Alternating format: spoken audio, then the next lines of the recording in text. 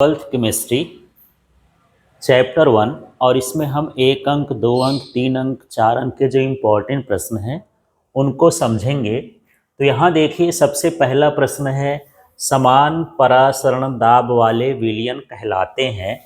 तो कहलाते हैं समपरासरी। इसी में है समान परासरण, उसी से क्या बनता है, ये समपरासरी विलयन कहलाते हैं। इसके बाद देखिए अगला क्वेश्चन, निम्नलिखित में से कौन राउल्ट नियम से धनात्मक विचलन नहीं दर्शाता है। तो यहाँ पर जो बेंजीन और क्लोरोफार्म का मिश्रण है वो राउल्ट नियम से धनात्मक विचलन नहीं दर्शाता है, बाकी ये सब धनात्मक विचलन को दर्शाते हैं। इसके बाद है यहाँ पर अगला क्वेश्चन, साधारण नमक को जल में घोलने पर जल का क्वथनांक क्या हो जाता है, बढ़ जाता है। मतलब उसको जो भाप बनता था 100 डिग्री सेल्सियस में वो बढ़ करके कुछ और हो जाएगा। इसके बाद यहाँ पर देखते हैं, जब रक्त कोशिका एक से अधिक परासरण वाले विलयन में रखी जाती हैं तो क्या हो जाता है, वो सिकुड़ जाती हैं। जब अधिक परासरण में रखेंगे तो जो कोशिका का विलायक है या जल है वो उससे बाहर निकल जाएगा, और जब बाहर निकलेगा तो कोशिकाएं क्या हो जाएंगी, सिकुड़ जाएंगी। इसके बाद यहाँ पर देख लेते हैं, राउल्ट के नियमानुसार एक अवाष्पशील विलेय के विलयन के लिए सापेक्ष वाष्प दाब अवनमन बराबर होता है तो विलेय के मोल प्रभाज के बराबर होता है। अभी बड़े क्वेश्चन में देखेंगे इसको डिराइव करके कि किस प्रकार बराबर होता है। इसके बाद देखिए, अर्धपारगम्य झिल्ली रासायनिक रूप से है, तो जो अर्धपारगम्य झिल्ली होती है वो कॉपर फेरोसाइनाइड से बनाई जाती है।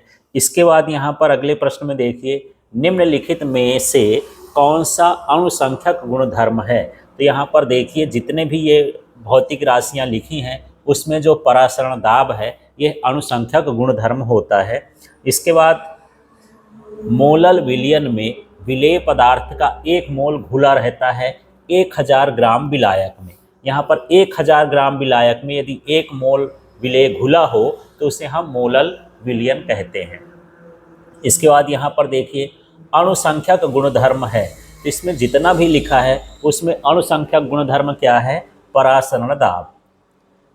फिर देखिए एक आदर्श विलयन वह है जो राउल्ट के नियम का क्या करता है, पालन करता है।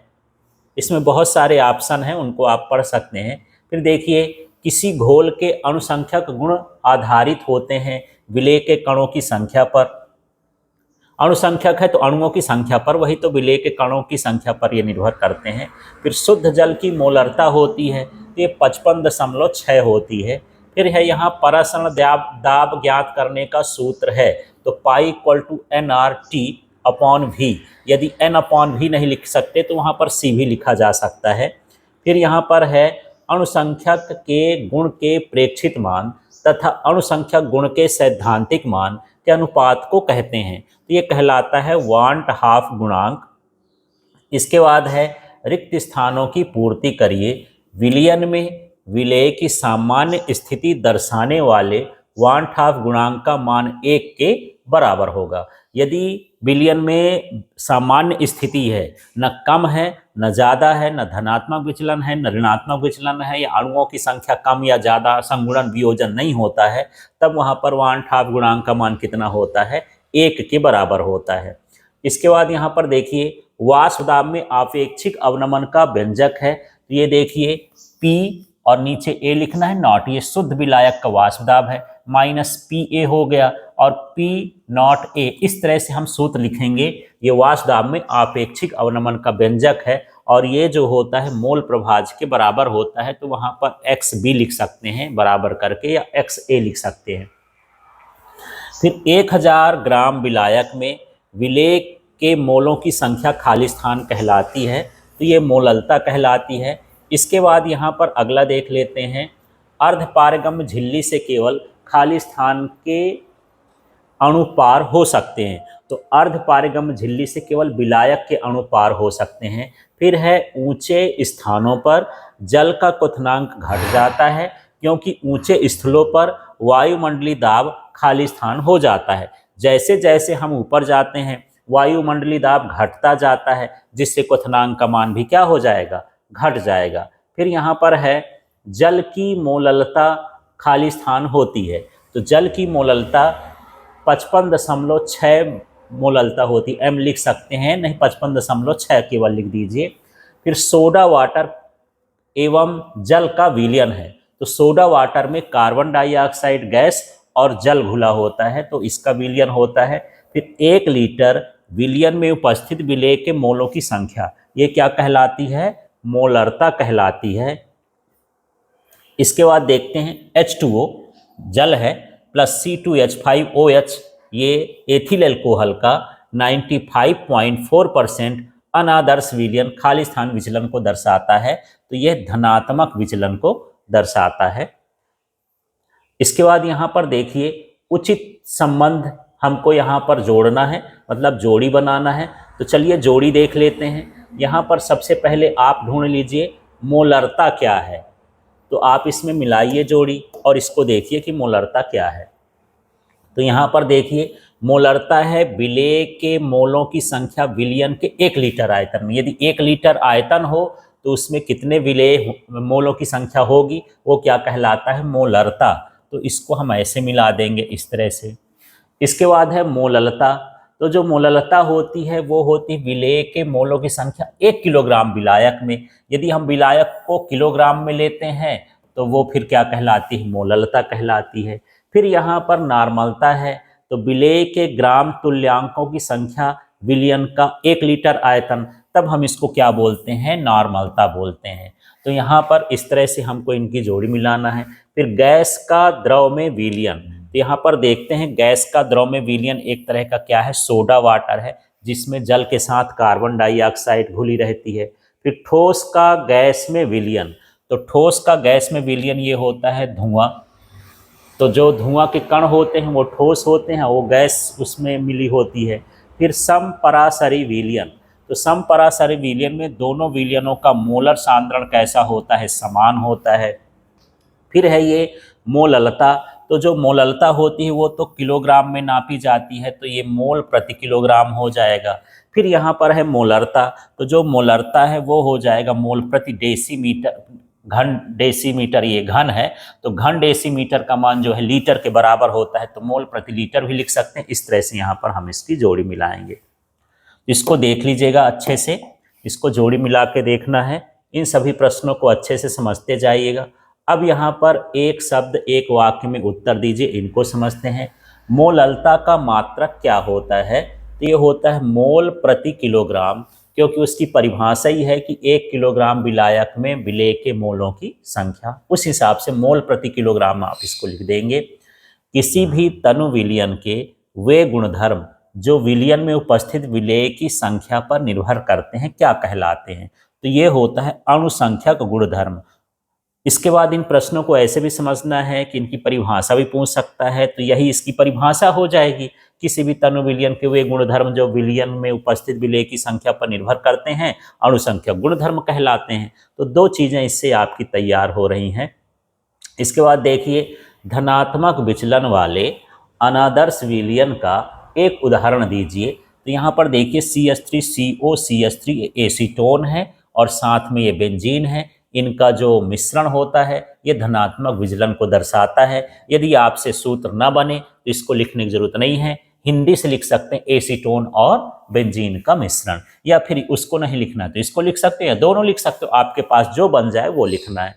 इसी तरह से देखिए अगला प्रश्न जो है ये है ऋणात्मक विचलन वाले अनादर्श विलयन का एक उदाहरण है। तो यहाँ पर अनादर्श विलयन के लिए देख लेते हैं, ये हमारे पास एसीटोन है, दूसरा है क्लोरोफार्म है। जब हम इन दोनों को मिलाते हैं तो ये ऋणात्मक विचलन वाले अनादर्श विलयन की तरह कार्य करते हैं। तो चाहे आप सूत्र लिख दीजिए चाहे इनका शब्द लिख दीजिए, एक ही बात है। इसके बाद यहाँ पर देखिए एंटीफ्रिज यौगिक का एक उदाहरण है। तो एंटीफ्रिज यौगिक वही है जो जल को बर्फ बनने से रोकता है, वो है एथिलीन ग्लाइकॉल। इसके बाद प्रदूषण व्यक्त करने की इकाई क्या है? तो प्रदूषण को जब हम व्यक्त करते हैं वो पीपीएम से, पार्ट्स पर मिलियन। इस तरह से चाहे आप पीपीएम लिख दीजिए या पूरा लिख दीजिए पार्ट्स पर मिलियन भी लिख सकते हैं। इसके बाद यहाँ पर हम आ जाते हैं अब 2 अंक के प्रश्न, और ये भी अध्याय 1 के हैं, विलयन से हैं। इनको हम देख लेते हैं 2 अंकों के प्रश्नों को। अब यहाँ पर प्रश्न है नॉर्मलता व्यक्त करने का सूत्र लिखिए। तो पहले परिभाषा देख लेते हैं, उसी के हिसाब से सूत्र बनेगा। तो 1 लीटर विलयन में उपस्थित विलेय के ग्राम तुल्यांकों की संख्या को विलयन की नॉर्मलता कहते हैं। तो यहाँ पर देखिए नॉर्मलता बराबर यहाँ हो जाएगा विलेय का द्रव्यमान और यहाँ पर गुणे 1000, क्योंकि लीटर को हम करेंगे तो वो 1000 उसमें बदल जाएगा मिलीलीटर में। फिर ये विलेय का तुल्यांकी द्रव्यमान और विलयन का आयतन हम किस में ले रहे हैं, मिलीलीटर में। यदि यहाँ पर लीटर में लेंगे तो फिर यहाँ 1000 लिखने की जरूरत नहीं है, पर जनरली हम लोग ml में लेते हैं, इसलिए यहाँ पर ml लिखा है। तो इसको दूसरे तरह से आप लिख सकते हो विलेय का द्रव्यमान बटे विलेय का तुल्यांकी द्रव्यमान और यहाँ पर गुणे 1000 और गुणे विलयन का आयतन। इस तरह से यहाँ पर ये नॉर्मलता का सूत्र बनेगा। अब हम यहाँ पर अगला देख लेते हैं। हमारे पास प्रश्न है वांट हाफ घटक या फैक्टर क्या है, और इसको हम आई से लिखते हैं ना। वांट हाफ घटक का ये आई ये संकेत है, को निर्धारित करने वाला सूत्र क्या है। तो हमको यहाँ पर सूत्र लिखना है और सूत्र में आप यहाँ पर देखेंगे वांट हाफ घटक आई बराबर क्या है, अणुसंख्यक गुण का प्रेक्षित मान और बटे अणुसंख्यक गुण का गणना से प्राप्त मान। इसको हम क्या बोलेंगे, वांट हाफ घटक बोलेंगे। यही इसका निर्धारित करने वाला क्या है, सूत्र है। और यहाँ पर संगुणन या वियोजन का न होना मान लें तब ये सूत्र हमको लगाना है। इसके बाद यहाँ पर देख लेते हैं अगला प्रश्न जो हमारे पास है, ये है NaOH के 4 ग्राम प्रति लीटर सांद्रता वाले विलयन की मोलरता ज्ञात करिए। अब हमको मोलरता ज्ञात करना है, तो ये हमको क्या लिखना है, विलेय का ग्राम, विलेय का भार पहले से ग्राम प्रति लीटर में दिया है और विलेय का हमको क्या निकालना है, अणुभार। तो यहाँ पर आप समझिएगा कि हमको अणुभार कैसे मिल गया है। तो यहाँ पर विलेय का भार तो हमको दिया है, विलेय का भार कितना दिया है, 4 ग्राम। तो यहाँ पर 4.0 हम लिख दिए हैं। अब हमको अणुभार चाहिए, तो यहाँ पर जो अणुभार होता है तो यहाँ पर देख सकते हैं ये हाइड्रोजन का कितना होता है 1, और जो ऑक्सीजन का होता है ये 16 होता है, और सोडियम का जो होता है ये कितना होता है 23। यदि इन सभी को हम जोड़ दें तो जो इसका अणुभार हो गया ये कितना होता है 40। तो ये दिया नहीं रहेगा, इस सूत्र से आपको निकालना होगा। तो मोलरता को हम ये m लिख दिए हैं और 4.0/40 विलेय का अणुभार हो गया। यदि इसको भाग कर देंगे तो 4 से कटा, ये बटे में 10 आ जाएगा। 10 को लिख सकते हैं 0.1 मोल ग्राम प्रति मोल लीटर। इस तरह से इसका मान आ जाएगा। तो सिंपल सा है सवाल, ज़्यादा डिफिकल्ट नहीं है, इसको आप कर लेना। इसके बाद देखिए नेक्स्ट वाला क्वेश्चन है, यदि NaOH की 2 ग्राम मात्रा 250 मिली विलयन में उपस्थित है तो विलयन की नॉर्मलता ज्ञात कीजिए। तो यहाँ पर पहले हमको जो दिया है वो देख लेते हैं। NaOH का तुल्यांकी द्रव्यमान, अभी मैं बताया कि सोडियम का होता है 23, ऑक्सीजन का होता है 16, हाइड्रोजन का होता है 1, ये इनका आणविक भार है। यदि सबको जोड़ दे तो ये कितना बना 40 ग्राम। फिर यहाँ पर विलेय का जो द्रव्यमान है वो कितना होता है 2 ग्राम, इसमें दिया ही है। फिर यहाँ पर विलयन का जो आयतन दिया है वो कितना दिया है 250 मिलीलीटर। अब इसमें हमको क्या ज्ञात करना है, विलयन की नॉर्मलता। तो विलयन की नॉर्मलता का सूत्र देख लीजिए, सिंपल सा सूत्र है, यहाँ पर आपको दिख रहा होगा। विलेय का द्रव्यमान गुणे 1000 है, फिर विलायक का तुल्यांकी द्रव्यमान और विलयन का आयतन ml में। तो यहाँ पर विलेय का द्रव्यमान कितना हो गया, इसमें दिया है ये 2 ग्राम, तो मैं यहाँ पर 2 ग्राम लिख दिया। फिर गुणे 1000 है यहाँ सूत्र में, तो 1000 लिख दिए। फिर यहाँ पर विलेय का तुल्यांकी द्रव्यमान, ये तुल्यांकी द्रव्यमान ये 40 है, तो यहाँ पर 40 लिख दिए। फिर इसका ml में आयतन कितना है 250 ml, तो 250 ml लिख दिए। यहाँ से आप काट देंगे तो देखिए ये जो है 4 बार में चला जाएगा। अब 4 का भाग इसमें करेंगे तो ये 10 आएगा, 10 में भाग करेंगे तो 0.2 n लिखेंगे। नॉर्मलता निकालते हैं तो उसमें n लिख देते हैं। इस तरह से यहाँ पर इसको हल करेंगे। इसके बाद हम यहाँ पर अगला प्रश्न देख लेते हैं। यहाँ पर मोलरता एवं मोललता में अंतर स्पष्ट करिए। दोनों में क्या अंतर होता है इसको आपको समझना है। तो चलिए इसको देख लेते हैं, इन दोनों के अंतर को, और इसको समझते हैं कि इन दोनों का अंतर क्या होता है। तो थोड़ा सा मैं इसको इस तरह से कर देता हूं ताकि ये आपको स्पष्ट दिखाई दे।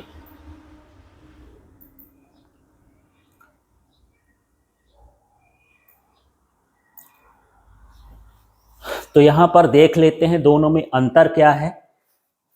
तो समझिए यहां पर अंतर मोलरता और मोललता में, सॉरी, तो देखिए मोलरता में विलयन के आयतन पर विचार करते हैं और मोललता में हम विलायक के द्रव्यमान पर। यहाँ पर ये विलयन होता है और यहाँ पर क्या होता है, विलायक होता है। इसके बाद मोलरता किसी विलयन में 1 लीटर में घुले विलेय पदार्थों के मोलों की संख्या होती है। यहाँ पर मोललता जो होती है प्रति 1000 ग्राम विलायक में घुले विलेय की मोलों की संख्या। देखिए यहाँ पर 1000 ग्राम विलायक ले रहे हैं और यहाँ 1 लीटर क्या ले रहे हैं, विलयन ले रहे हैं, माने विलेय और विलायक को मिला के कुल मिला के कितना होना चाहिए, 1 लीटर। यहाँ अकेले विलायक कितना होना चाहिए, 1000 ग्राम होना चाहिए।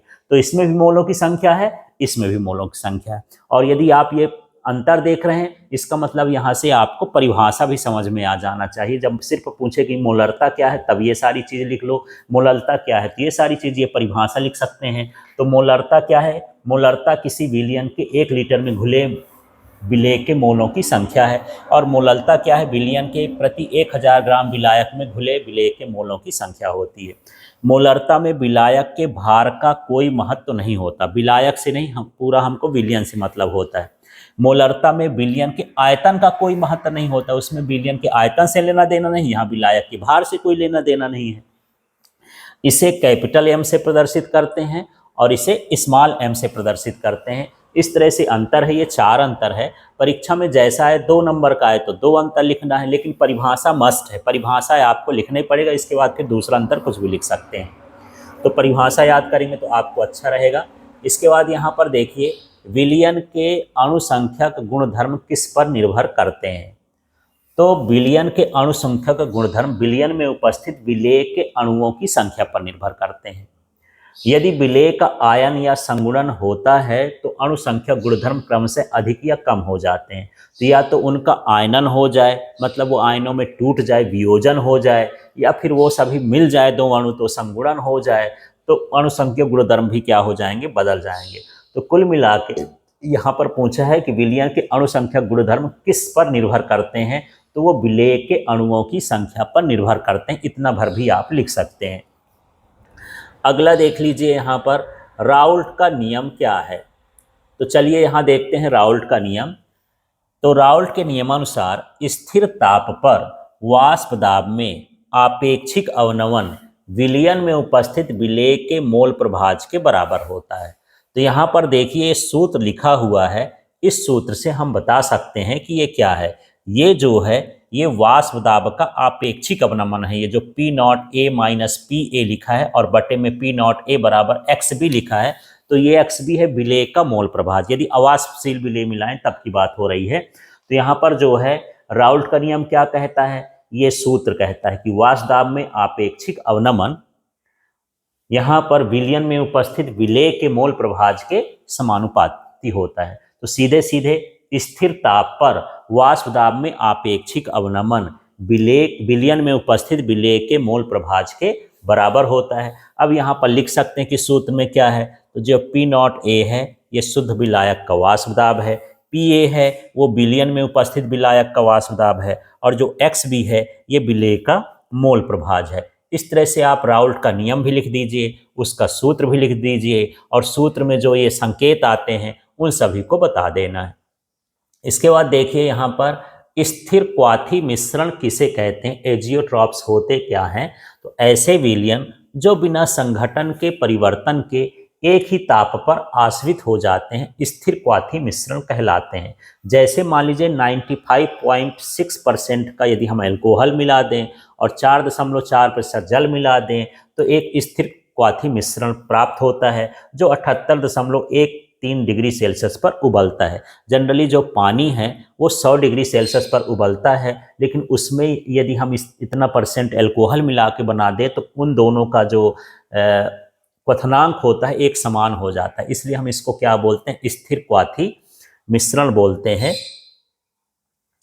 अब यहाँ पर हम देखेंगे 3 अंक के प्रश्न, और हमारा वही चैप्टर है अध्याय 1 और विलियन 12th फिजिक्स का। तो इसमें देखिए क्वथनांक के उन्नयन तथा आणविक द्रव्यमान में संबंध दीजिए। तो चलिए इसको समझते हैं, ये प्रश्न इंपॉर्टेंट है। अब यहाँ पर देख लेते हैं कि क्वथनांक के उन्नयन तथा आणविक द्रव्यमान में संबंध क्या होता है। तो यदि WB ग्राम अवाष्पशील विलेय है, इतना उसका भार है, WA ग्राम विलायक में घुला है, तो विलायक का जो द्रव्यमान है वो कितना है, WA ग्राम है, तथा विलेय का मोलर द्रव्यमान MB है। तो ये जो WA है, यहाँ पर इसका केवल भार लिखा गया, वेट लिखा गया है, और ये इसका मोलर वेट लिखा गया है।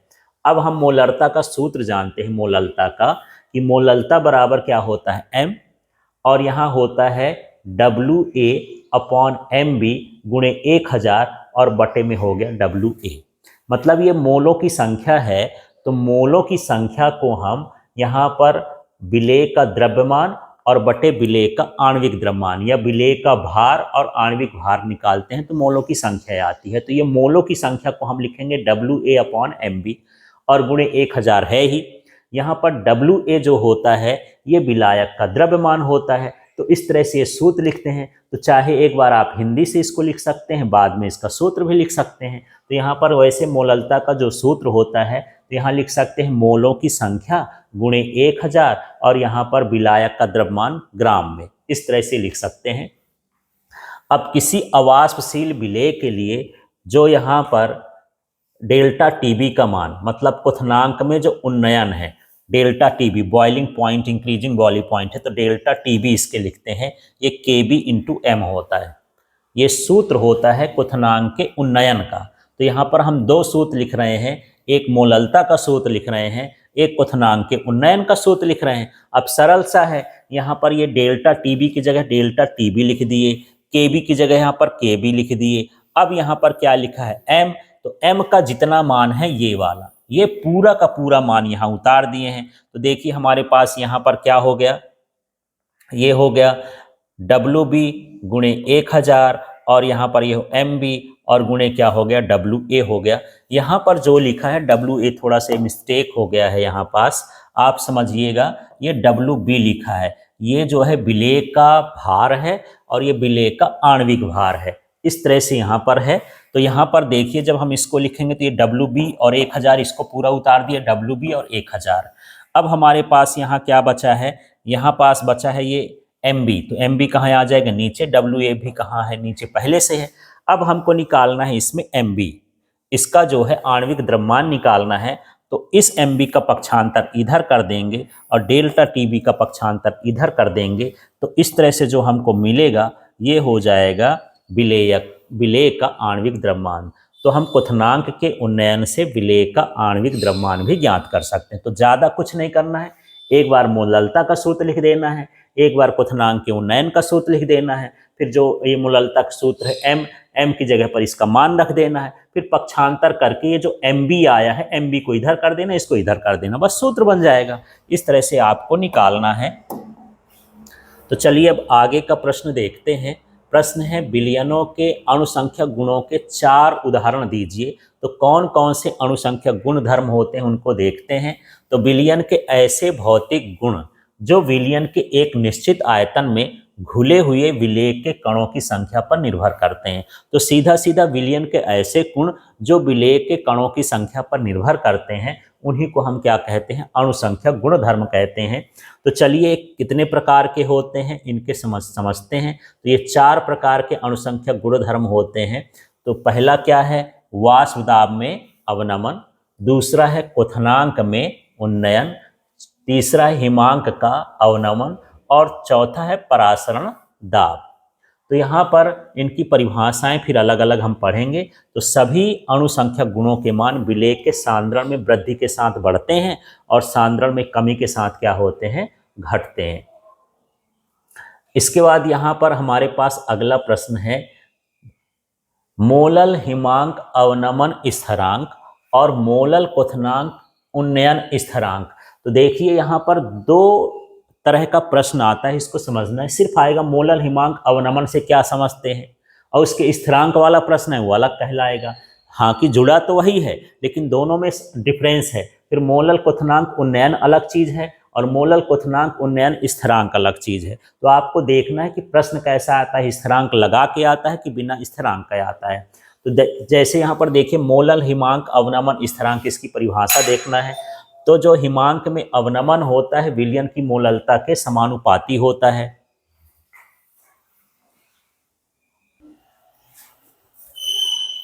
तो यहाँ पर मोलल हिमांक अवनमन स्थिरांक, हिमांक में अवनमन विलयन की मोललता के समानुपाती होता है।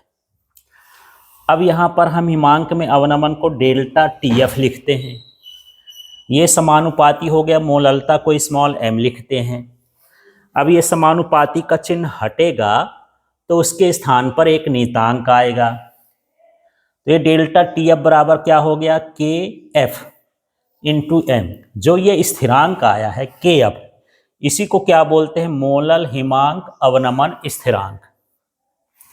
अब यदि यहाँ पर m का मान 1 मान लें, यहाँ m बराबर कितना मान लें, 1, तो जब 1 मान लेंगे तो डेल्टा टी एफ बराबर क्या हो जाएगा, के एफ हो जाएगा। बस इसी को हमको परिभाषित करना है, इसी का शब्द बना देना है।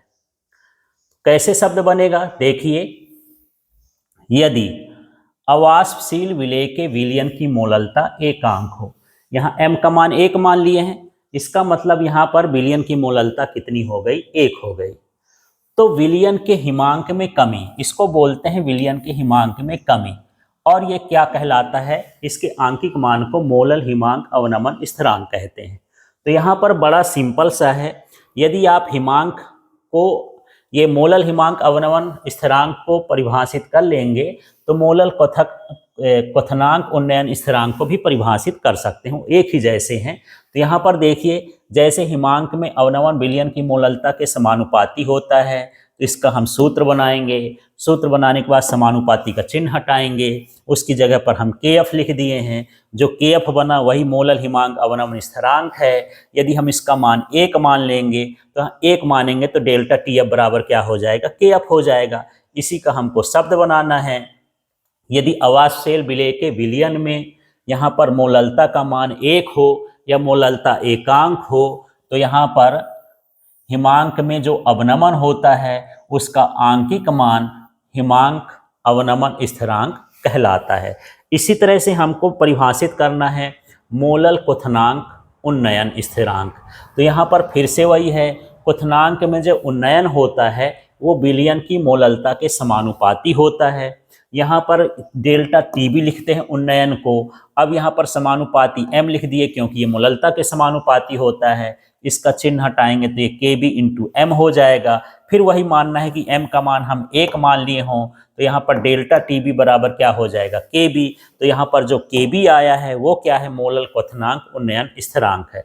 अब हमको परिभाषा देना है, तो सेम है उसी तरह से यहाँ पर क्या मान लेंगे, यदि अवाष्पशील विलेय के विलयन की मोललता एकांक हो तो विलयन का क्वथनांक में जो वृद्धि होती है उसके आंकिक मान को हम क्या कहते हैं, मोलल क्वथनांक उन्नयन स्थिरांक कहते हैं। इस तरह से इनकी परिभाषा देना है। तो दोनों एक जैसे, थोड़ा सा ध्यान से देखना है। अगला प्रश्न देखिए, इसमें 2-3 प्रश्न इकट्ठा हैं। परासरण दाब क्या है, यूरिया के 1 लीटर विलयन में 6 ग्राम यूरिया घुला है। 300 केल्विन पर यूरिया के उस विलयन का परासरण दाब ज्ञात कीजिए जहां पर यहाँ पर हमको आर का मान क्या दिया है, 0.0821 लीटर प्रति एटीएम इनवर्स प्रति मोल है। यूरिया का अनुभार कितना दिया है, 60 दिया है। तो सबसे पहले हम परासरण को समझते हैं कि परासरण दाब है क्या। तो देखिए, परासरण दाब है, यहाँ पर परासरण नहीं है, परासरण अलग चीज है और परासरण दाब अलग चीज है। तो परासरण क्रिया को रोकने के लिए विलयन पर लगाया गया बाह्य दाब विलयन का परासरण दाब कहलाता है। तो परासरण क्रिया क्या होती है इसको भी यहाँ पर बता देता हूँ कि जब विलायक के कण कम सांद्र विलयन से अधिक सांद्र विलयन की ओर अर्धपारगम्य झिल्ली से जाते हैं तो उसको परासरण कहते हैं। अब इस क्रिया को रोकने के लिए हम विलयन में जो दाब लगाएंगे उसे ही हम क्या कहेंगे, परासरण दाब कहते हैं। अब इसे हम पाई से दर्शाते हैं परासरण दाब को। अब हमारे पास ये प्रश्न है, इस प्रश्न को हल करते हैं। ये एनसीईआरटी का प्रश्न है। प्रश्न आपको दिख रहा होगा। यूरिया का जो है विलयन 1 लीटर है उसमें 6 ग्राम यूरिया घुला है। 300 केल्विन पर यूरिया के विलयन का परासरण दाब हमको ज्ञात करना है। तो चलिए यहाँ पर हम देखते हैं कि हमको क्या क्या दिया है। तो विलेय का द्रव्यमान कितना हो गया, 6 ग्राम। ये बी जो है ये विलेय का भार या यूरिया का भार जो है वो 6 ग्राम हो गया। फिर जो आर है विलयन का स्थिरांक है ये, तो 0.0821 ये इतना हो गया। फिर यहाँ पर परम ताप जो है ये 300 केल्विन पर है, और विलेय का आणविक द्रव्यमान जो दिया है वो 60 ग्राम दिया है, और विलयन का जो आयतन दिया है वो 1 लीटर दिया है। तो इस तरह से यहाँ पर जो जो दिया है उस सूत्र से हम पूरा क्या कर लेंगे, लिख लेंगे। तो इस तरह से लिखने के बाद जो सूत्र होता है पाई का, तो पाई बराबर जो होता है WB/RT होता है। वैसे तो CRT होता है, C का मतलब सांद्रण है, तो सांद्रण हम इसको मोलन में WB/MB/V करके ये सांद्रण C का मान होता है सांद्रण। तो पाई का सूत्र होता है CRT, लेकिन हमको ज़रूरत है C हमको दिया नहीं, तो हम उसके हिसाब से जो है पहले C का मान लिख लेंगे। तो C जब हम निकालेंगे तो यहाँ पर हो जाएगा ये विलेय का भार, ये विलेय का आणविक भार, और गुणे में क्या होता है आयतन, तो वो C का सांद्रण को व्यक्त करते हैं इस तरह से। अब ये पूरे मान हमको पता है, WB का मान 6 दिया था तो हम 6 लिख लिए हैं, और यहाँ पर R का मान 0.0821 था तो इसको लिख लिए हैं। T का मान 300 है, और ये जो आणविक द्रव्यमान है 60 है, और जो आयतन है वो 1 लीटर है। तो इस तरह से ये सारा मान रख दिए हैं। अब इसमें से यदि हम इसको हल करेंगे, कैसे हल करेंगे, जैसे 60 है तो 0 0 काटे, 6 5 30 5 हो गया, बाकी इन सब का गुणा कर देंगे तो 2.463 ये वायुमंडलीय दाब, इसका क्या हो जाएगा, ये परासरण दाब हो जाएगा। तो सिंपल सा क्वेश्चन है, इसको एक बार आप लगा कर देखेंगे, सब आसानी से बन जाएगा। अब हमारे पास अगला क्वेश्चन है, आदर्श विलयन एवं अनादर्श विलयन में अंतर लिखना है। तो थोड़ा सा इसको मैं छोटा कर दे रहा हूं तो आपको समझ में आएगा। चलिए देख लेते हैं इसमें क्या है आदर्श और अनादर्श विलयन में अंतर।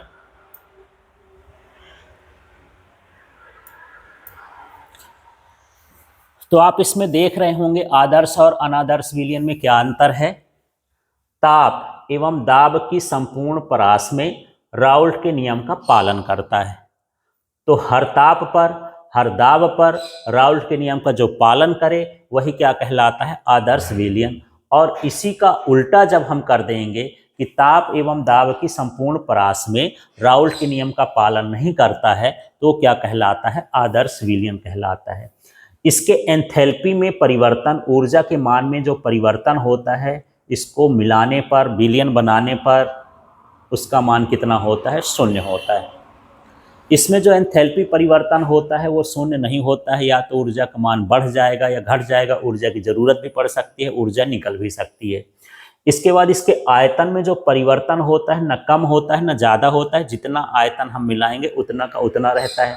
अब इसके आयतन के परिवर्तन में अनादर्श विलयन में क्या होगा, या तो आयतन थोड़ा बढ़ जाएगा या आयतन क्या हो सकता है, घट सकता है। तो ये सभी क्या कहलाते हैं, अनादर्श विलयन कहलाते हैं। अगला प्रश्न अब ये है 4 अंकों के लिए। तो 4 अंक के प्रश्न है और अध्याय 1 है, और ये चैप्टर का नाम क्या है, विलयन, 12th फिजिक्स का ही है। तो चलिए अब इसमें देखते हैं धनात्मक विचलन वाले विलयन व ऋणात्मक विचलन वाले विलयन में अंतर लिखते हैं। तो धनात्मक विचलन और ऋणात्मक विचलन वाले जो विलयन है ये अनादर्श विलयन के उदाहरण हैं। तो चलिए इसमें देखते हैं क्या क्या है। तो इसमें आपको दिख रहा होगा धनात्मक विचलन वाले विलयन और ऋणात्मक विचलन वाले विलयन। इन विलयनों के आंशिक वाष्प दाबों के मान राउल्ट नियम द्वारा परिकलित मानों से अधिक होते हैं। तो जब धनात्मक विचलन वाले जो होंगे तो जो उनका वाष्प दाब होगा, तो जो हम वाष्प दाब का जो निकालेंगे प्रेक्षित मान, वो प्रेक्षित मान से ये थोड़ा सा क्या हो जाएगा, परिकलित मान अधिक हो जाएगा।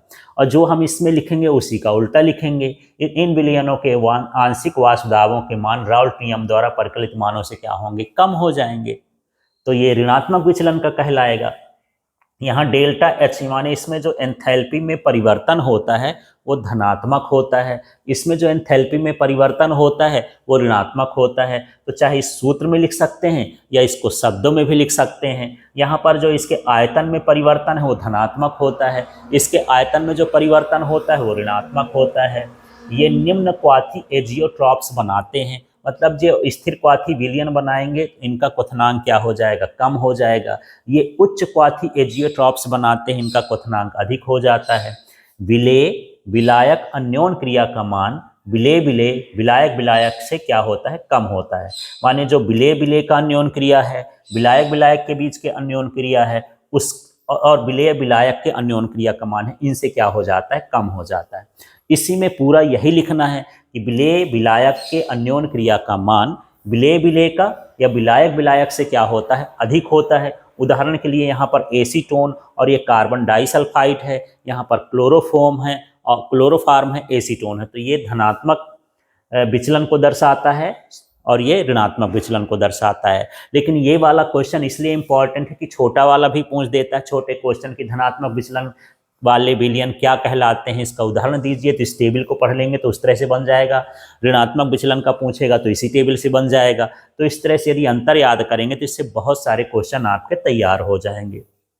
अब हम अगला प्रश्न यहाँ पर देखते हैं। प्रश्न है परासरण दाब मापन की बर्कले एवं हार्टले विधि का संक्षिप्त वर्णन करिए और इसके लाभ बताइए। तो देखिए बर्कले और हार्टले की विधि है जिसमें हम परासरण दाब का मापन करते हैं। तो सबसे पहले इस चित्र को देख लीजिए, चित्र बना लेंगे तो इसका शब्द बनाना भी क्या हो जाएगा, आसान हो जाएगा। तो इस तरह से हमको चित्र बना लेना है। चित्र बड़ा आसान है। आप जो है जब चित्र बनाना चालू करेंगे तो इसको पहले इससे चालू करिए। ये वाले भाग से यदि आप चित्र बनाएंगे, ये देखिए, ये है इस तरह से, ये एक तरह की क्या है, अर्धपारक्रम झिल्ली है, संलग्न पात्र है। इसके अंदर यहाँ पर देखिए दो सिरे हैं। एक सिरे में हम क्या कर देते हैं, यहाँ पर टोंटीदार कीप लगा करके इसमें जल भर देते हैं, ऐसा। और दूसरा यहाँ पर हम बहुत सारी क्या लगा देते हैं, केस नली।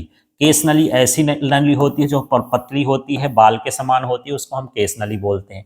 फिर इसके बाहर जो हमारे पास ये है, ये दूसरा पात्र है। इस पात्र को भी इसी तरह से हम बना देंगे। इस तरह से चित्र बनाना है। ये ऊपर का भाग जो है ये बेलन पिस्टन है। इस तरह से जो इस तरह का भाग है इसको बेलन बोलते हैं। और ये जो इस तरह से है यहाँ पर, ये जिसमें दाब लगाते हैं, पिस्टन है। और इसके बाद इसको भी हम इसी तरह से पैक कर देंगे। ये तो यहाँ पर ये जल भरा हुआ है, ये बाहर की ओर क्या भरा हुआ, विलयन भरा हुआ है। ये जो है सरंध्र पात्र है, या इसको हम बोल सकते हैं कि ये अर्धपारगम्य झिल्ली से बना हुआ एक पात्र होता है। तो चलिए यहाँ पर देख लेते हैं। यहाँ पर लिखा है अर्धपारगम्य झिल्ली। तो अब इसको हमको भाषा बनाना है। यहाँ पर एक दाब मापी भी लिखा है जो इसके दाब का क्या करेगा, जो भी दाब लगाया जाएगा उसका मापन करेगा। ये इस तरह से दाब मापी। तो इस तरह से आपको चित्र बनाना है। चित्र बनाने के बाद अब चित्र के बारे में लिखना है। इसमें दो सकेंद्रीय नलियाँ होती हैं। ये देख लीजिए, एक ये जो अंदर नली है और ये जो बाहर नली है, ये इनका जो सेंटर है एक है, इसलिए हम इसको बोलते हैं सकेंद्रीय नली। तो इस चित्र को देखना है, इसी को पढ़ना है। तो इसमें दो सकेंद्रीय नलियाँ होती हैं। अंदर की नली जो होती है वो अर्धपारगम्य झिल्ली से बनी होती है, उसकी दीवारें, और उसके अंदर क्या भरा होता है, जल भरा होता है। इसके एक सिरे पर टोंटीदार कीप होती है जिसमें हम शुद्ध जल भरते हैं, और दूसरे सिरे पर जो है केस नली लगी होती है। इसके चारों ओर दूसरी नली होती है जो तांबे की बनी होती है। इसके ऊपर एक बेलन लगा होता है जिसमें पिस्टन लगा होता है। ये बेलनाकार बर्तन है और इसमें जो ये लगा हुआ है ये क्या कहलाया, पिस्टन। पिस्टन वो कहलाता है जिसे ऊपर नीचे इसमें सरका सकते हैं। और इसके साथ जो है दाब मापी यंत्र लगा होता है। इस तरह से हमको यहाँ पर चित्र के बारे में बोलना है। तो फिर से देखिए, इसमें दो सकेंद्रीय नलिका होती है। जो भीतरी नलिका होती है वो ये अर्धपारगम्य झिल्ली के दीवारों से बनी होती है। जो बाहरी नलिका होती है वो धातु की बनी होती है। भीतरी नलिका के एक सिरे पर टोंटीदार कीप लगी होती है जिससे हम शुद्ध जल प्रवेश कराते हैं। इसके दूसरे सिरे पर केस नली लगी होती है, और इसके बाहरी एक नली होती है जिसके बाहर विलयन भरा होता है, जिसका हमको परासरण दाब का मापन करना होता है। इस नली के साथ बेलन और पिस्टन लगा होता है और साथ में दाब मापी यंत्र लगा होता है। जब यहाँ पर परासरण की क्रिया होती है तो जो जल के अणु हैं वो विलयन की ओर जाने लगते हैं, जिससे जो केस नली में द्रव का स्तर है वो क्या होने लगेगा, घटने लगेगा। मान लीजिए शुरू में हम यहाँ तक भरे हैं, जैसे जैसे इसका जल यहाँ विलयन में जाता जाएगा तो केस नली में द्रव का स्तर क्या होता जाता है, घटता जाता है। और जब घट करके सामान्य हो जाता है तो हम उसको पहले ये नोट कर लेते हैं कि ये कहाँ था। शुरू में मान लीजिए हम यहाँ पर पानी भर दिए और यहाँ पर जो है उसका विलयन था, विलयन का माने जल क्या जो ऊंचाई थी इतनी थी। अब जैसे जैसे यहाँ जल जो है विलयन की ओर जाता जाएगा इसका मान घटता जाता है, और घट करके कुछ देर बाद क्या हो जाएगा, स्थिर हो जाएगा। मान लीजिए यहाँ आकर के ये रुक गया, जैसे रुक जाएगा स्थिर अवस्था में हम अब क्या करेंगे, पिस्टन पर धीरे धीरे दाब लगाएंगे। जब दाब लगाएंगे तो दाब लगाने पर ये परासरण की विपरीत प्रक्रिया होने लगेगी, माने जो विलयन का जल है वो जल इस जल में आने लगेगा, अंदर की नली में आने लगेगा, तो ये जल का स्तर यहाँ पर बढ़ता जाएगा। तो हमको इतना दाब लगाना है कि वो प्रारंभिक स्थान पर पुनः जल आ जाए, तो इस दाब को हम क्या बोलेंगे, परासरण दाब बोलेंगे। और इस परासरण दाब को हम दाब मापी यंत्र से प्राप्त कर लेंगे कि कितना हमने दाब लगाया है। तो इस तरह से ये पूरी प्रोसेस होती है और इसको हम परासरण दाब इस विधि से ज्ञात कर सकते हैं। तो चलिए, जो शब्द मैं अभी बोला हूँ उन्हीं शब्दों को इसमें लिखा हुआ है, इसको भी आप पढ़ सकते हैं। देखिए, इसमें 2 सकेंद्री नलियाँ होती हैं जिनमें भीतरी नली सरंध्र होती है जो कापर फेरोसाइनाइड की अर्धपारगम्य झिल्ली से बनाई जाती है। इसके एक सिरे पर केशिका नली होती है तथा दूसरे सिरे पर टोंटीदार कीप लगाते हैं। सरंध्र नली को घेरे हुए गन मेटल की बनी हुई बाहरी नली होती है, या गन मेटल नहीं बोलते तो आप धातु की बनी हुई बाहरी नली होती है। इसमें जल रोधक पिस्टन लगा होता है जिससे विलयन की सतह पर दाब डाला जाता है। अब क्या है, भीतरी नली में हम आशुद्ध जल शुद्ध जल भर देते हैं जो केशिका नली में एक निश्चित निशान तक होता है। तो केशिका नली में भरने के बाद हम उसमें निशान भी लगा देते हैं। बाहरी नली में वह विलयन भरते हैं जिसका परासरण दाब ज्ञात करना होता है। परासरण के कारण भीतरी नली से झिल्ली द्वारा जल का प्रवाह विलयन की ओर होता है और केशिका नली में जल स्तर नीचे आने लगता है। अब पिस्टन द्वारा विलयन पर दाब डालकर उसको स्थिर रखा जाता है। स्थायी स्थिति आने पर पिस्टन द्वारा जो दाब लगाया जाता है वह विलयन का क्या होता है, परासरण दाब होता है। तो इस तरह से हमको शब्दों में लिखना है। फिर इसके बाद ये देखिए, इस विधि से क्या हमको लाभ होते हैं। तो परासरण दाब निकालने में समय कम लगता है। दूसरा होता है विलयन की सांद्रता न बदलने से परिणाम सही आते हैं, माने विलयन की सांद्रता में कोई परिवर्तन नहीं होता जिससे परिणाम सही आते हैं। अगला है अर्धपारगम्य झिल्ली पर अधिक दाब न पड़ने से वह टूटती नहीं है। तो इस तरह से यहाँ पर इससे लाभ हैं। तो और उच्च परासरण दाब का भी इस विधि से क्या कर सकते हैं, मापन कर सकते हैं। तो यहाँ पर बर्कले हार्टले विधि का इस तरह से लाभ है, इसको आप समझ लीजिएगा। इसके बाद यहाँ पर अगला क्वेश्चन है, वांट हाफ गुणांक से आप क्या समझते हैं, इसकी उपयोगिता को लिखिए। तो यहाँ पर देखिए, वांट हाफ गुणांक होता क्या है। तो विलयन में विलेय के अणुओं का या तो संगुणन हो जाता है, आपस में मिल जाते हैं, या फिर वियोजन हो जाता है, जो अणु होते हैं वो टूट जाते हैं। तो विलेय के जो सामान्य आणविक द्रव्यमान और प्रेक्षित आणविक द्रव्यमान के अनुपात को ही हम क्या कहते हैं, वांट हाफ गुणांक कहते हैं। तो देखिए, जब हम विलयन बनाते हैं तो विलेय के अणुओं में संगुणन या क्या हो जाएगा, वियोजन होता है, जिससे सामान्य आणविक द्रव्यमान अलग हो जाता है और प्रेक्षित द्रव्यमान अलग हो जाता है। तो इनके ही अनुपात को हम क्या कहते हैं, वांट हाफ गुणांक कहते हैं। इसे हम किससे प्रदर्शित करते हैं, आई से। तो ये देख लीजिए, सामान्य आणविक द्रव्यमान बटे हो गया प्रेक्षित आणविक द्रव्यमान, इसके अनुपात को हम क्या बोलेंगे, वांट हाफ गुणांक। और ये कब निकालते हैं, जब विलेय के अणुओं को या तो संगुणन होता है या क्या होता है, वियोजन होता है। अब इससे हमको क्या लाभ मिलता है, इससे देख लेते हैं। तो वांट हाफ गुणांक द्वारा अणुसंख्यक गुणों के समीकरण को संशोधित कर लिए जाते हैं। यदि कोई ऐसा हमको विलयन मिल गया है जिसमें विलेय के अणुओं का क्या हो गया, संगुणन हो गया या वियोजन हो गया, तो उनके जो अणुसंख्यक गुणधर्म होंगे वो भी बदल जाएंगे। तो हम इसकी सहायता से अणुसंख्यक गुणधर्म को सही कर सकते हैं, संशोधित कर सकते हैं। जैसे देखिए, क्वथनांक में अब उन्नयन हमको सही करना है, तो हमारा डेल्टा टीवी बराबर KBM होता है। आई और यहाँ पर गुणा कर देते हैं, तो हमको जो है सही मान प्राप्त होता है। इसी तरह से हिमांक का अवनमन निकालना है तो इसमें भी वानठाप गुणांक हम इसमें लगा देंगे, इसमें भी हम आई का क्या कर देंगे, गुणा कर दिए। यदि हमको परासरण दाब निकालना है तो इसमें भी हम क्या कर दिए, आई का गुणा कर दिए। तो इस तरह से हम जो है इस मान को हम संशोधित कर सकते हैं वानठाप गुणांक से। दूसरा इससे लाभ देख लीजिए, वानठाप गुणांक के मान से संगुणन की कोटि एवं वियोजन की मात्रा ज्ञात करने में सहायता मिलती है।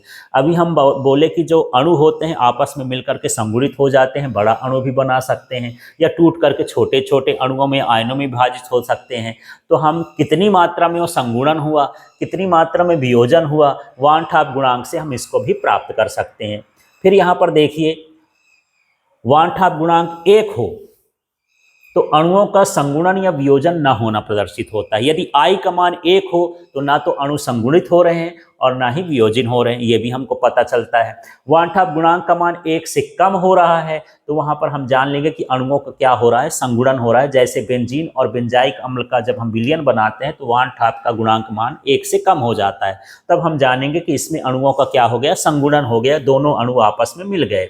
इसके बाद यहाँ पर देखिए 1 से अधिक हो तो अणुओं का वियोजन होता है। यदि वानठाप का मान 1 से अधिक हो जाता है तो जो अणु होते हैं वो आपस में टूट जाते हैं। जैसे NaCl का विलयन होता है तो Na प्लस और Cl माइनस अलग हो जाता है विलयन के अंदर, तो इस तरह से वियोजन भी हो जाता है।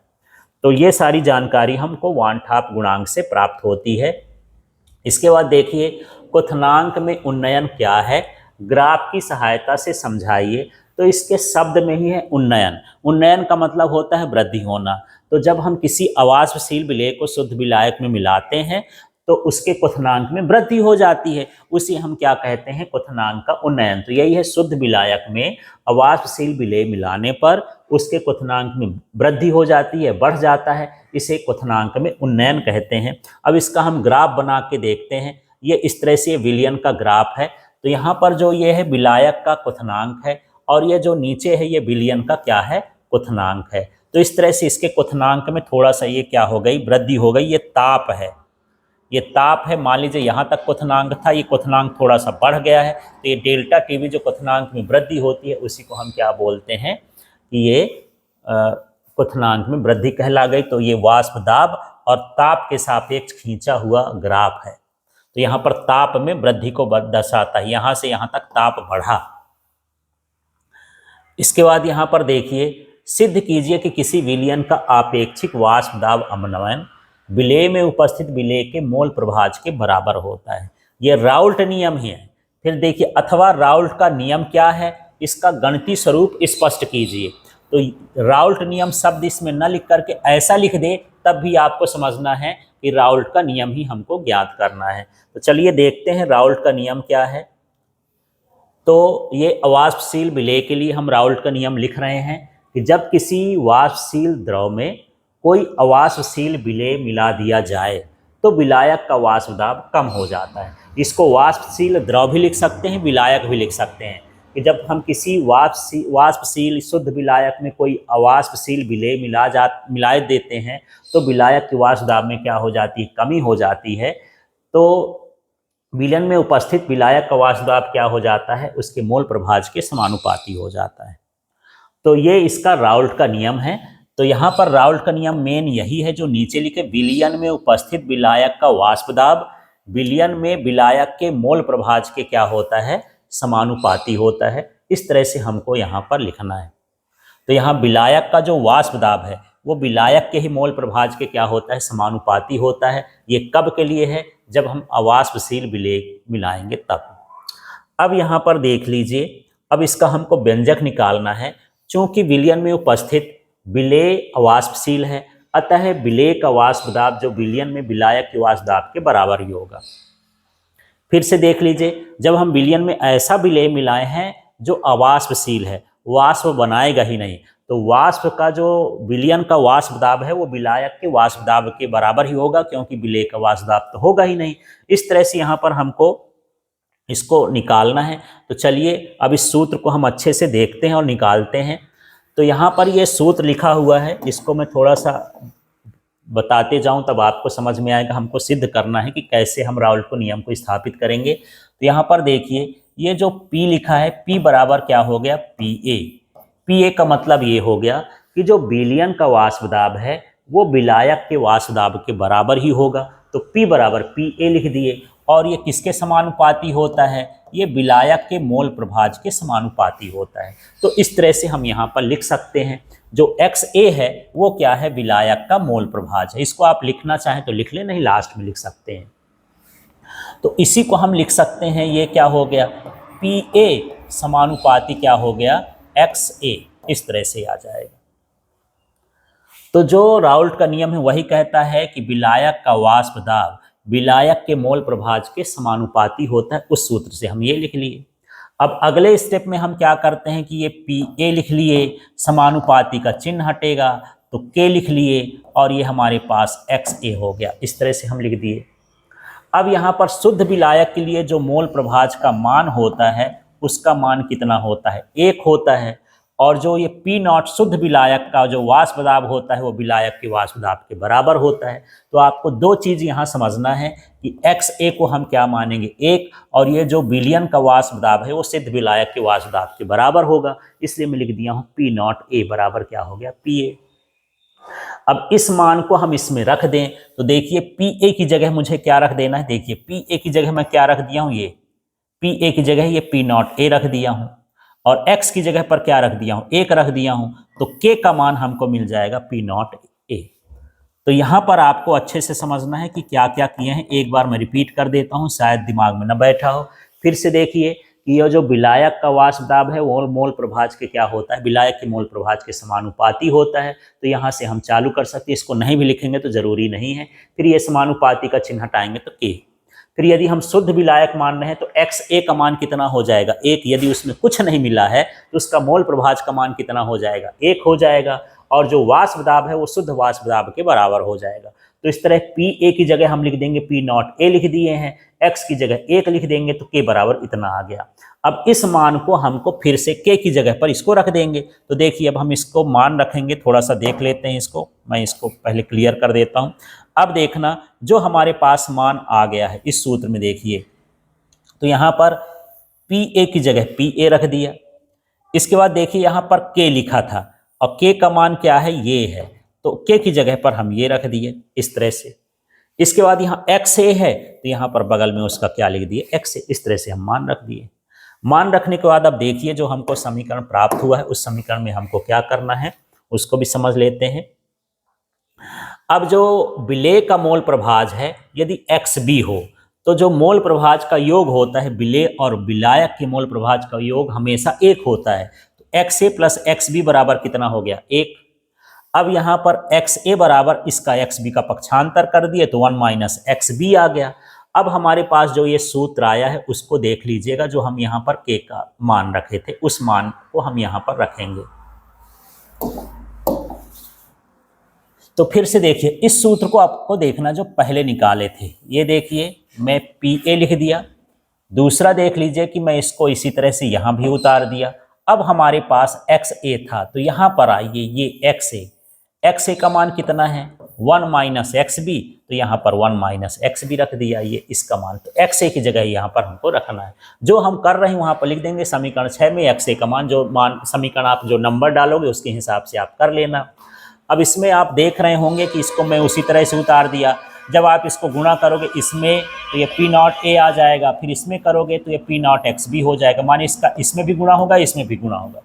दोनों का गुणा होने के बाद हम ये काम करेंगे, इधर इसका पक्षांतर कर लिए, माइनस वाले को हम इधर ले आए और ये PA को इधर ले गए, पक्षांतर कर लिए। इधर लाएंगे तो माइनस वाला प्लस में हो जाएगा, उधर ले जाएंगे तो ये माइनस में हो जाएगा। अब माइनस में होने के बाद फिर हमको XB निकालना है, तो यहाँ पर इस तरह से ये सूत्र आ गया। और यही राउल्ट का नियम है। ये जो आया P0A माइनस PA और अपॉन P0A, इसको बोलते हैं वाष्प दाब में आपेक्षिक अवनमन, और ये है मोल प्रभाज किसका? विलेय का। तो वाष्प दाब में आपेक्षिक अवनमन मोल प्रभाज के क्या होता है? बराबर होता है। तो राउल्ट का नियम दो तरह से आता है कि राउल्ट का नियम सिद्ध करिए, तो उसकी भाषा भी दे सकता है कि सिद्ध करिए कि शुद्ध विलायक का वाष्प दाब उसके मोल प्रभाज के समानुपाती होता है। फिर यहाँ पर यदि वाष्प दाब नहीं लिखता, ऐसा लिखता है कि वाष्प दाब में आपेक्षिक अवनमन विलेय के मोल प्रभाज के बराबर होता है, सिद्ध करिए, तब भी आपको राउल्ट का नियम ही सिद्ध करना है। तो इस तरह से आपको राउल्ट का नियम निकालना है। इसको एक बार आप कॉपी में लगा के देख लेंगे तो बन जाएगा। और इस तरह से आपको बता देना है कि इसमें ये क्या है। तो जो ये P not a minus P A है, सिर्फ इसकी बात करें तो वाष्प दाब में अवनमन है। यदि इसको बटे में भी लिख दें तो वाष्प दाब में आपेक्षिक अवनमन कहलाएगा। जो XB है वो विलेय का मोल प्रभाज कहला जाएगा। इस तरह से हमको निकालना है। अतः यहाँ पर हम लिख देंगे, अतः अवाष्पशील विलेय वाले विलयन के लिए किसी निश्चित ताप पर वाष्प दाब में आपेक्षिक अवनमन, ये वाष्प दाब में आपेक्षिक अवनमन था, वो विलेय के मोल प्रभाज के क्या होता है, बराबर। यही क्वेश्चन में भी दिया था, तो इसी को हमको सिद्ध करना था। अब अगला वाला हम देखते हैं, हिमांक में अवनमन क्या है या हिमांक अवनमन क्या है, इसके विलेय के आणविक द्रव्यमान के साथ संबंध स्थापित कीजिए। तो अवनमन का मतलब सिर्फ क्या होता है, कमी। तो सीधा है कि जब हम शुद्ध विलायक में अवाष्पशील विलेय मिलाते हैं तो उसके हिमांक में क्या हो जाती है, कमी हो जाती है, तो इसे हम हिमांक का अवनमन कहते हैं। तो देख लीजिए, किसी विलायक में अवाष्पशील विलेय को मिलाने पर प्राप्त विलयन का वाष्प दाब शुद्ध विलायक के वाष्प दाब से क्या हो जाता है, कम हो जाता है। सॉरी, यहाँ पर मैं वाष्प दाब लिख दिया हूँ, यहाँ पर वाष्प दाब नहीं होगा, वहाँ पर क्या हो जाएगा, हिमांक। वहाँ पर आपको हिमांक लिखना है। फिर से देख लेते हैं, इसको मैं यहीं पर करेक्ट करता हूँ, समझ लीजिएगा। किसी विलायक में अवाष्पशील विलेय मिलाने पर प्राप्त विलयन का हिमांक कम हो जाता है, इसे हिमांक में अवनमन कहते हैं। तो सीधा है, किसी विलायक में अवाष्पशील विलेय को मिलाने पर प्राप्त विलयन का हिमांक कम हो जाता है, इसे हिमांक में अवनमन कहते हैं। ये इसकी जगह जो है ये सारी चीज़ें नहीं लिखना है, सिर्फ उसकी जगह पर हिमांक लिख देना है। इसके बाद यहाँ पर इसके आणविक द्रव्यमान की हम गणना करते हैं, तो उसको भी देख लेते हैं। हिमांक में अवनमन द्वारा विलेय के आणविक द्रव्यमान को कैसे ज्ञात करेंगे। तो इसको ज्ञात करने के लिए वही दो तरीका है।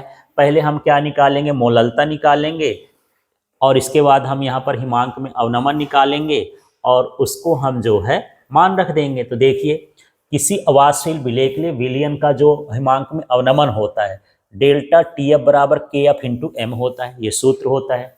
इसमें हम मान रख देते हैं, यदि WB ग्राम अवाष्पशील विलेय WA ग्राम विलायक में घुला है तो विलेय के आणविक द्रव्यमान MB का ग्राम है। तो यहाँ पर हम ये लिख लेंगे विलयन की मोललता। यदि आप इसको नहीं भी लिखते हो, ये शब्द तो नहीं लिखते हो, लास्ट में लिख देंगे। तो विलयन की मोललता का सूत्र क्या होता है, विलेय के मोलों की संख्या और गुणे 1000 बटे विलायक का द्रव्यमान ग्राम में। अब विलेय की मोलों की संख्या को हम लिखते हैं WB बटे MB, माने विलेय का भार और बटे विलेय का आणविक भार, और गुणे 1000 हो गया। और विलायक का द्रव्यमान, विलायक के द्रव्यमान को WA लिखते हैं, और मोललता को किससे लिखते हैं, M से लिखते हैं। अब जो हमारा ये सूत्र बन गया, M बराबर WB अपान में MB हो गया, 1000 WA हो गया। अब ये जो हमारे पास ये समीकरण है, इसमें M की जगह पर ये पूरा का पूरा मान रख देंगे। तो देखिए, डेल्टा TF, यहाँ पर देखिए डेल्टा TF लिख दिया। फिर यहाँ पर KF है, तो यहाँ पर हम क्या लिख दिए, KF लिख दिए। फिर यहाँ पर देखिए समीकरण में M है, तो ये जो M का मान है ये पूरा पूरा मान M लिख दिए। WB हो गया तो WB, फिर MB है तो MB, फिर यहाँ WA है तो WA, 1000 तो 1000, इस तरह से मान रख देंगे। अब हमको MB का मान चाहिए, तो MB का पक्षांतर इधर कर दिए, इसका पक्षांतर इधर कर दिए। इस तरह से विलेय का आणविक द्रव्यमान हो गया है। तो इस तरह से हमको निकालना है। अब यहाँ पर ये इंपॉर्टेंट है, हेनरी का नियम, इसको समझते हैं। तो हेनरी का नियम लिखते हुए प्रमुख अनुप्रयोग लिखिए, उसको समझ लेते हैं। तो हेनरी का नियम क्या है, स्थिर ताप पर किसी विलायक के निश्चित आयतन में विलेय गैस का द्रव्यमान गैस के दाब के समानुपाती होता है। तो यही क्या कहलाता है, हेनरी का नियम। तो फिर से देख लीजिए, पहले इस सूत्र को देख लेते। M समानुपाती P लिखा है, तो M का मतलब है विलेय गैस का द्रव्यमान और P का मतलब होता है गैस का दाब। तो विलेय गैस का द्रव्यमान गैस के दाब के समानुपाती होता है। बस थोड़ा सा कंडीशन जोड़ देना है कि स्थिर ताप पर किसी विलायक के निश्चित आयतन में, स्थिर ताप पर किसी विलायक के निश्चित आयतन में, फिर यहाँ से आ जाते हैं विलेय गैस का द्रव्यमान गैस के दाब के क्या होता है, समानुपाती। जितना दाब अधिक रखेंगे गैस उतनी ही ज़्यादा घुलेगी, इसका मतलब ये है। फिर यहाँ समानुपाती का चिन्ह हटाए तो के आ गया, जहाँ के एक क्या कहलाया, स्थिरांक कहला गया। अब यहाँ पर हेनरी के नियम के अनुप्रयोग उसको समझते हैं क्या क्या है। तो ये कार्बोनिकृत पेय पदार्थों को बनाने में इसका उपयोग होता है। जो मृदु पेय होते हैं, सॉफ्ट ड्रिंक्स होते हैं, सोडा वाटर होते हैं, बियर होते हैं, ये सभी कार्बनिक पेय पदार्थ कहलाते हैं। अब इसको बनाते समय CO2 की विलेयता बढ़ाने के लिए उच्च दाब का प्रयोग किया जाता है। यदि हम उसके अंदर दाब को बढ़ा दें तो कार्बन डाइऑक्साइड की अधिक मात्रा उनके अंदर घोली जा सकती है। तो इस तरह से हम हेनरी के नियम का उपयोग करते हैं, दाब बढ़ा करके कार्बन डाइऑक्साइड की विलेयता को बढ़ा देते हैं। इसके बाद यहाँ पर है दूसरा जो है रक्त में घुली गैसों के विनिमय में। तो देखिए जब हम सांस लेते हैं, अंदर लेते हैं, तो जो ऑक्सीजन का आंशिक दाब होता है जब हमारे फेफड़े तक जाता है तो उच्च होता है। अब वहाँ पर जो हीमोग्लोबिन से संयुक्त होकर के ऑक्सी हीमोग्लोबिन बनाता है, मतलब ये है कि जो वहाँ का दाब होता है, ब्लड के ऑक्सीजन का दाब होता है, कम होता है, तो ये ऑक्सीजन हीमोग्लोबिन के साथ मिलकर के क्या बनाती है, ऑक्सी हीमोग्लोबिन बनाती है। ये ऊतकों में ले जाती है, वहाँ पर जो ऑक्सीजन का दाब होता है वो अपेक्षाकृत क्या होता है, कम होता है। तो वहाँ से ऑक्सीजन को वो मुक्त कर देता है। किसमें मुक्त कर देता है, कोशिकाओं में मुक्त कर देता है। तो ये फेफड़ों से ऑक्सीजन लेके गया, क्योंकि यहाँ पर दाब क्या है, उच्च है। फिर ये ऊतकों तक लेके जाता है जो ऑक्सी हीमोग्लोबिन, तो वहाँ पर ऑक्सीजन का दाब क्या होता है, कम, इसलिए वहाँ पर ऑक्सीजन आसानी से चली जाती है और कोशिकाओं में वो सक्रियण ऊर्जा के लिए उपलब्ध हो जाती है। तो इस तरह से यहाँ पर जो है हेनरी के नियम का ही प्रयोग हो गया कि उच्च दाब होने पर ये जो ऑक्सीजन होती है हमारे हीमोग्लोबिन के साथ क्या होती है, घुल जाती है और जा कर के कोशिकाओं में पहुँचती है, और वहाँ दाब कम होने पर वहाँ की जो ऑक्सीजन है वो बाहर निकल आती है। इस तरह से ऑक्सी रिएक्शन के लिए बाहर हो जाती है। गहरे समुद्र में गोताखोरी के लिए भी हम इस नियम का उपयोग करते हैं। क्या होता है, गहरे समुद्र में गोताखोरी करते समय श्वसन के लिए संपीड़ित वायु का प्रयोग किया जाता है। वायु को हम उच्च दाब पर भर लेते हैं, क्योंकि जितना दाब बढ़ाएंगे वायु उतना ही घुलेगी। संपीड़ित वायु में O2 के अतिरिक्त N2 भी होती है। मतलब जब हम उसको दाब बढ़ा करके ऑक्सीजन का सिलेंडर लेते हैं तो उसमें ऑक्सीजन के साथ नाइट्रोजन भी मिलाते हैं, जो सामान्य दाब पर रक्त में ज़्यादा विलेयशील नहीं होता है, किंतु उच्च दाब पर N2 की रक्त की विलेयता क्या हो जाती है, बढ़ जाती है। तो इस तरह से जो नाइट्रोजन होती है वो सामान्य दाब पर हमारे खून में तो नहीं घुलती है, लेकिन उच्च दाब पर यही क्या हो जाती है, घुल जाती है, और रक्त में नाइट्रोजन की सांद्रता क्या हो जाती है, उच्च हो जाती है। और हानिकारक प्रभावों एवं बैंड्स को रोकने के लिए गोताखोरों द्वारा प्रयुक्त टैंक को हीलियम द्वारा तनु किए गए वायु इतना इतना करके हम क्या कर देते हैं, भर देते हैं। तो यहाँ पर समझते हैं कि जो ऑक्सीजन का सिलेंडर होता है उसमें ऑक्सीजन भी होती है, नाइट्रोजन भी होती है। ऑक्सीजन हम लोग जनरली यूज करते हैं, लेकिन नाइट्रोजन हमारे रक्त में घुलती नहीं है। लेकिन जब हम गहराई में जाते हैं तो दाब अधिक हो जाता है, जिससे नाइट्रोजन भी हमारे शरीर में घुल जाती है। अब जब हम बाहर आते हैं तो नाइट्रोजन घुली रहती है, इसलिए हमारे शरीर में जकड़न होती है, बेंड्स पैदा हो जाते हैं। तो उस बेंड्स को कम करने के लिए हम जो मिश्रण यूज करते हैं उसके अंदर हम हीलियम का भी उपयोग करते हैं। तो हीलियम और नाइट्रोजन फिर आसानी से बाहर निकल जाती है, इंसान अच्छे से गोताखोरी कर सकता है, उसको बेंड्स की प्रॉब्लम नहीं हो पाती है। यदि अकेला नाइट्रोजन हो तो उसको बेंड्स हो जाएगा, वो जकड़ा रह जाएगा, इस तरह की प्रॉब्लम हो सकती है।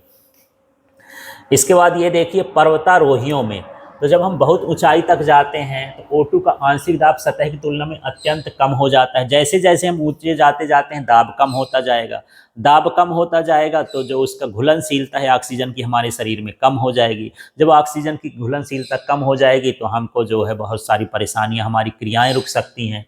तो देखिए यहाँ पर जो है उसी चीज़ को यहाँ पर हम लिखते हैं, बहुत ऊंचाई पर O2 का आंशिक दाब सतह की तुलना में क्या हो जाता है, अत्यंत कम होता है। परिणाम स्वरूप श्वसन के द्वारा उनके रक्त एवं कोशिकाओं में उपस्थित ऑक्सीजन का सांद्रण निम्न हो जाता है। रक्त में ऑक्सीजन की कमी पर्वतारोही को कमजोर बना देती है और वे भी ठीक ठाक सोचने में असमर्थ हो जाते हैं, जिसे एनॉक्सिया कहा जाता है। जब ऑक्सीजन की कमी हो जाती है तो वहाँ जो पर्वतारोही हो सोचने समझने में उनकी बड़ी प्रॉब्लम होती है, नहीं सोच समझ सकते हैं, तो उस बीमारी का नाम क्या हो जाता है, एनॉक्सिया हो जाता है। इस तरह से जलीय जीवन में तो जितने भी बहुत सारे जीव जंतु हैं जो जल के अंदर रहते हैं, तो जल में जो ऑक्सीजन होती है वो उच्च दाब के कारण उसके अंदर घुली होती है, जिसके कारण जीव जंतु वो क्या होते हैं, सुरक्षित रहते हैं। जितना दाब अधिक होगा ऑक्सीजन उतना अधिक होगी और वो आसानी से जीव जंतु क्या होते हैं उसमें सुरक्षित रहते हैं। अब देख लेते हैं वो प्रश्न जो हमारे एनसीईआरटी में रहते हैं, बुक के पीछे के प्रश्न उनको समझते हैं। विलयन को परिभाषित कीजिए, यह कितने प्रकार के विलयन बनाए जा सकते हैं, प्रत्येक प्रकार के विलयन को उदाहरण देके समझाइए। तो दो या दो से अधिक अक्रियाशील पदार्थों का समांगी मिश्रण क्या कहलाता है, विलयन कहलाता है। प्रत्येक विलयन में दो घटक होते हैं, विलेय और विलायक। तो सबसे पहले दोनों जो पदार्थ हैं वो कैसे हों, अक्रियाशील हों, आपस में रिएक्शन न करें। दूसरा, दोनों कैसे हों, समांगी हों। तो इनके मिश्रण को ही हम क्या कहते हैं, विलयन कहते हैं। उसमें एक विलायक होता है और दूसरा क्या होता है, विलेय होता है। तो यहाँ पर देख लेते हैं कि ये अवस्था के आधार पर विलयन कितने प्रकार के होते हैं। तो यहाँ पर विलेय, विलायक, विलयन का प्रकार और उदाहरण। तो जो गैस का विलयन है गैसीय विलयन कहलाता है, उदाहरण गैसों का मिश्रण हो गया। इसके बाद द्रव और गैस का मिश्रण भी गैसीय विलयन कहलाता है। यदि विलायक गैस है तो गैसीय विलयन कहलाएगा। जैसे धुआं हो गया, वायु के जल वाष्प हो गए, हवा में पानी के जो कण होते हैं, तो एक द्रव होता है, गैस होता है, तो वो जल वाष्प जो है वो एक तरह का गैसीय विलयन है। इसी तरह से ठोस और गैस का जो विलयन होता है वो भी गैसीय विलयन है और वो क्या कहलाए, धुआं। इसके बाद गैस और द्रव का विलयन, इसमें द्रव की मात्रा ज़्यादा रहेगी तो हम इसको द्रवीय विलयन कहेंगे। तो इसमें जैसे CO2 का घुलना एक तरह का गैस और द्रव का विलयन कहला गया। इसके बाद या फिर हमारा जो ऑक्सीजन है हीमोग्लोबिन के साथ घुलता है वो भी है। फिर द्रव का विलयन जो होता है, अल्कोहल और जल को मिला दो तो वो द्रव का विलयन कहला गया। इसके बाद ठोस और द्रव का विलयन है, तो शक्कर को जल में घोल देते हैं तो वो ठोस और द्रव का विलयन कहला गया। फिर गैस और ठोस का जो विलयन है, तो H2 को पैलेडियम पर अधिशोषण, जो H2 गैस होती है पैलेडियम में जाकर के चिपक जाती है, तो उसको हम बोल सकते हैं कि ये गैस और ठोस का विलयन होता है। फिर द्रव और ठोस का विलयन होता है, तो सिल्वर अमलगम, हम सिल्वर के साथ पारा मिला देते हैं तो उसका जो विलयन हो गया। फिर यहाँ पर ठोस और ठोस का जो विलयन होता है वो एक तरह का मिश्र धातु होता है। तो इस तरह से अवस्था के आधार पर ये विलयन है। यदि यहाँ पर विलायक ठोस है तो सारे ठोस विलयन कहलाएंगे, यदि विलायक गैस है तो गैसीय विलयन कहलाएंगे, यदि विलायक द्रव है तो द्रवीय विलयन कहलाएंगे। जो विलायक होता है जनरली उसकी मात्रा विलेय से कैसी होती है, अधिक होती है।